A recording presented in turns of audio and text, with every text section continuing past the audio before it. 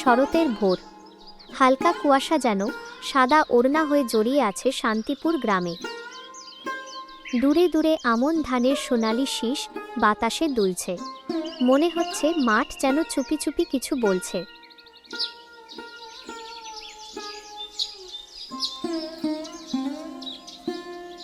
পাখির ডাক, মাটির গন্ধ আর নরম রোদ সব মিলিয়ে এক শান্ত সকাল।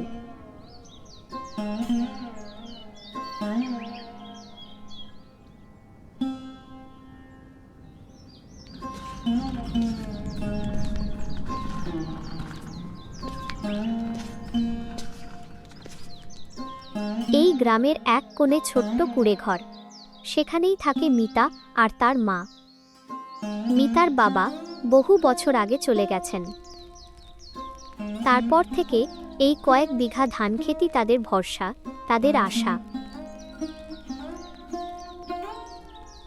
কিরে মা, বসে বই পড়ছিস? আজকে বাচ্চাদের পড়াতে যাবি না? হ্যাঁ মা, যেতে তো হবেই। তোমার হাতে চা খেয়েই রওনা দেব।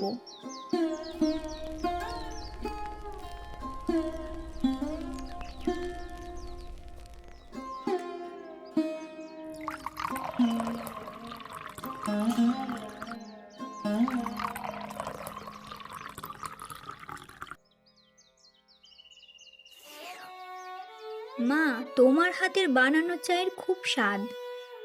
আচ্ছা, এবার যা পড়াতে। মিতা ঘরে গিয়ে বাচ্চাদের পড়াতে যাবার জন্য রেডি হলো। মা, আমি তাহলে এবার আসি। হ্যাঁ মা, দেখে যাস।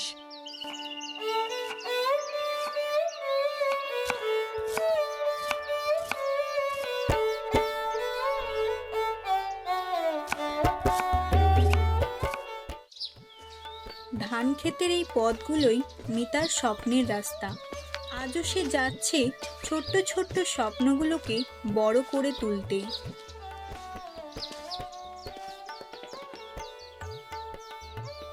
দুপুরের নরম রোদে গ্রামটা যেন সোনালি রঙে রাঙানো হয়ে উঠেছে। মিতার মা উঠোনে বসে ধান শুকাতে দিচ্ছিলেন। এই ধানই তো তাদের সংসারের আশা ভরসা। ঠিক তখনই মিতা এসে দাঁড়ালো মায়ের পাশে। সে বলল, মা, এবারের ফলন তো বেশ ভালোই হয়েছে, কিন্তু রহমত কাকা বলছিলেন বাজারে খুব কম দাম দিচ্ছে। সংসারের খরচ উঠবে তো? চিন্তা করিস না মা, মাটি কাউকে খালি হাতে ফেরায় না। আমরা পরিশ্রম করেছি, ভরসা রাখলে ঠিক পথ খুলে যাবে। আর আমার কাছে তুই তো আছিসই মা। মাটির আশীর্বাদ আর তোর শিক্ষাই একদিন আমাদের সব দুঃখ দূর করবে।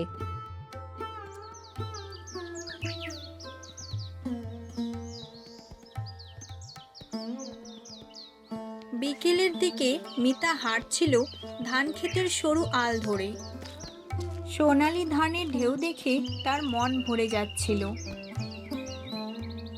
হঠাৎই রহমত কাকার সঙ্গে দেখা হয়ে গেল।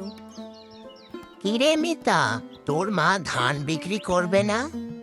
হ্যাঁ কাকা, করবে তো, কিন্তু ভালো দাম না পেলে সব নষ্ট হবে।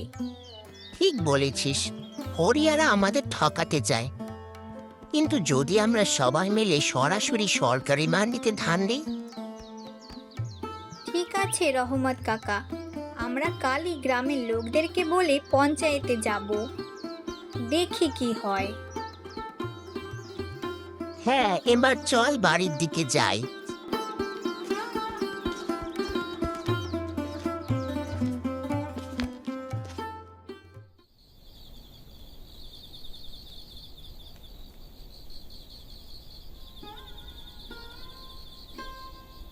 কি রে, আর একটু তরকারি দে।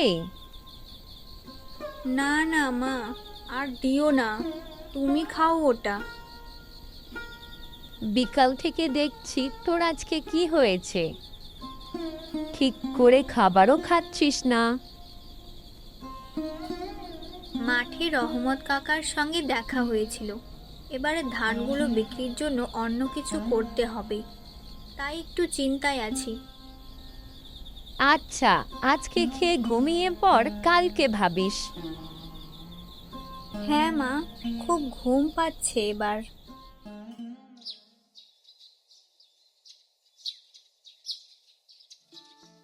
দেখুন ভাই সকল, আমি একাই কিছু পারবো না যদি আপনারা আমার সঙ্গ না দেন। তাই বলছি, আর দেরি করবেন না। যদি আপনারা আর্থিক বদল চান তাহলে চলুন আমরা একজোট হই। হ্যাঁ মিতা, আমরা সাথে আছি, তোমার সঙ্গে আছি আমরা। শুরু হলো নতুন সংগ্রামের লড়াই। মিতা গ্রামের কয়েকজন কৃষককে নিয়ে পঞ্চায়েত অফিসের দিকে গেল। সরকারি ন্যায্য মূল্যের প্রকল্প সম্পর্কে খোঁজ নিল মিতা। ফর্ম পূরণ, কাগজপত্র সবকিছুই সে নিজের হাতে করল। ফর্ম জমা দেওয়ার সেই মুহূর্তে মিতা অনুভব করল এটাই তাদের ন্যায্য অধিকারের নতুন সূচনা।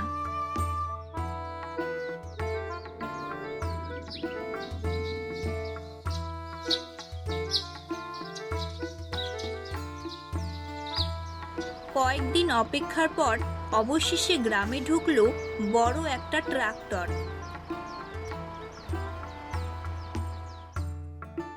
অবশেষে এলো সেই সুখবর, আবেদন মঞ্জুর হয়েছে। মিতার হাতে ধরা কাগজটাই এখন এই গ্রামের আশার প্রতীক। পরদিন ভোরেই মাঠে নেমে পড়ল সবাই। কাস্তের ঝলকে সোনালি ধান কাটা শুরু হলো।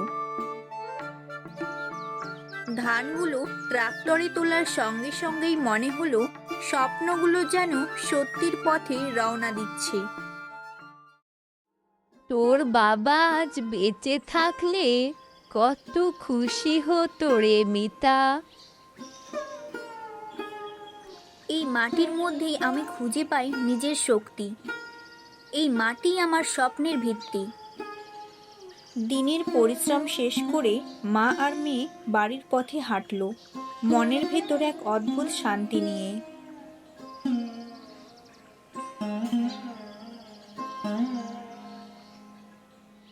কয়েকদিনের ব্যস্ততার পর গ্রামে এলো এক শান্ত সকাল।